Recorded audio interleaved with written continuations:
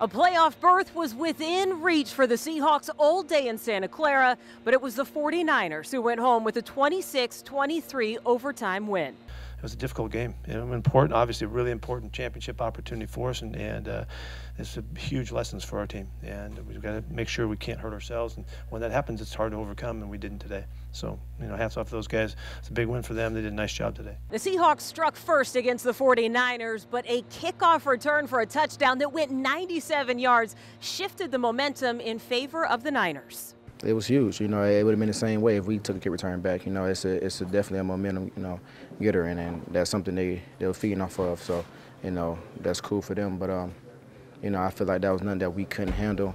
Anything that made us nervous or, change anything up, continue to play our ball. They made a good play, and that's, good for them.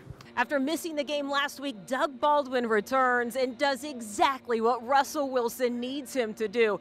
In fact, Doug finds the end zone twice. Doug played phenomenal today. That was a great game. He just incredible plays, and Russ found him well and hooked up with him. But Doug was spectacular today. Yeah, he makes a huge difference. He's a playmaker. We've played so much ball together. He's one of my favorite guys to ever play with, just because he's a competitor. He knows how to do everything right. He's smart as it gets. He's talented as it gets. So he's been a joy to play with. Over my first 6-7 years now. So he's special in that way. So anytime he's out there, you want one of your best players for sure to be out in the field, and he makes a difference when his presence is out there. So like I said, I thought he had a great week of practice, be able to battle through some things, and then be able to come out and have an unbelievable performance tonight. The Seahawks running game has been pretty consistent all year long, but they hadn't had a 100-yard rusher in a month until today, when Chris Carson topped the century mark. Chris ran great today, really. We ran the ball well today, and I thought the whole approach to what we tried to get done was there again, and I don't have any problems with it. And Chris looked great today. I thought he was physical and tough, and he busted out and caught the ball well too, and really had a big contribution. Doug, Baldwin, Russ, the whole line, they always tell me, fight, don't let nobody stop you, get in the end zone. So I took that personal, and I wanted to get in. The Seahawks could have had many more yards in offense if it wasn't for the yards in penalties. A season high for the Seahawks after 14 penalties were accepted. Seemed like every time I got a big run or something, it was called back. So, penalties most definitely played a big part. Anytime we had a big play, it was a penalty on us. We can't have 14 penalties. It just really comes down to the details and being locked in for 4 quarters.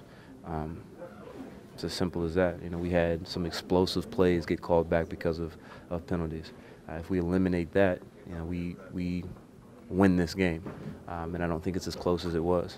So I think that's going to be the biggest lesson, is making sure that we get the penalty situation cleaned up. When it came to the fourth quarter, that is when the defensive line came up big, kept the team in the game by keeping the 49ers out of the end zone. We were just playing our game, getting back to playing the ball, rushing the passer, and stopping the run, and doing what we do. A lot of it's game plan, you know what I mean? At the end of the day, when it's calls made, those are the calls you got to do. And at the end of the day, when you get your opportunities to, get your pass rush or get your 4-man rush going on, those are the things that, you want to be able to establish, and those are the things we were able to establish in the second half. So the Seahawks go to overtime. They win the toss and have a chance to win the game. But a big penalty on offense and then another big penalty on defense changes the course of the outcome. I thought JD did a great job. It was a great call by Shotty, and he made a great catch. It was just a huge play.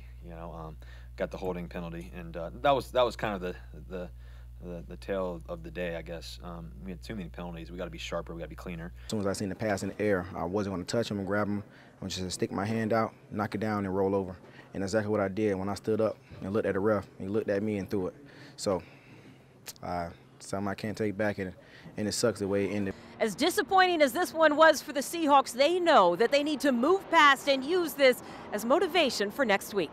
We're not going to dwell on this loss. It's only 24 hours. We got to go back and get ready to get to work. Move forward. It sucks the way it happened, but we got to move forward. We still got life left, and we're going to continue to fight, play our next game, and just win out. So the Seahawks will have to wait and see what this means for their playoff berth. They do host the Kansas City Chiefs in primetime Sunday night at CenturyLink Field.